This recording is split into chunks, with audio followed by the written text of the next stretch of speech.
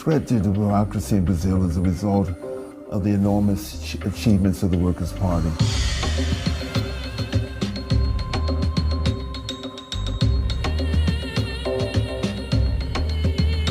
Brazil has an election on October 7th, and this is a very big election for a number of reasons. This one is a really unusual election because, first of all, the most popular candidate, the former President Lula da Silva, is in jail, and he would have won the election by all the polls if he had been allowed to run. In the first decade of the 21st century, they reduced poverty, they had a vibrant economy, they extended their relationship with other countries in Latin America. The Workers' Party was first elected to the presidency with Lula in 2002, and then he was re-elected, and then he could only serve 2 consecutive terms. And so in 2010, one of his ministers, Dilma Rousseff, ran, and she won, and then she won again in 2014. Now that period was a very successful period for social and economic progress in Brazil. And then in 2015, there was a recession, and the right-wing opposition parties to Dilma, who was in office, took advantage of that, and they impeached her. They didn't really have a crime. They accused her of a kind of an accounting manipulation, which all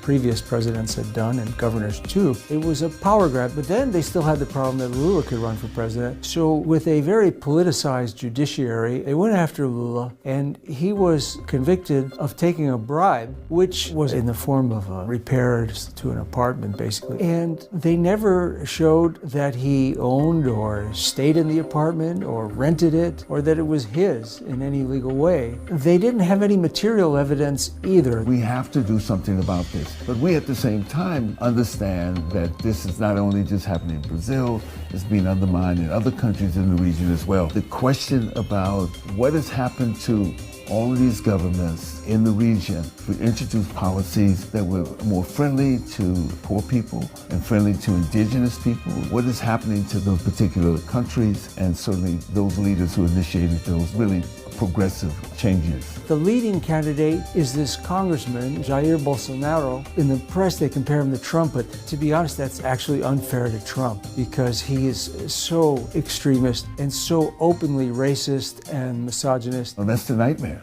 Basically, what he represents is the same kind of ideology of Donald Trump. He's extremely to the right. He certainly has attacked not only African religions, he's also called for the intervention of the military as well. You have to remember this country is a relatively new democracy. It's only 30-something years since the dictatorship. Progressives have to be concerned not only what is happening here in the United States, but also concerned about those who are progressive in other countries in Latin America as well. And certainly Brazil is one of those progressive forces.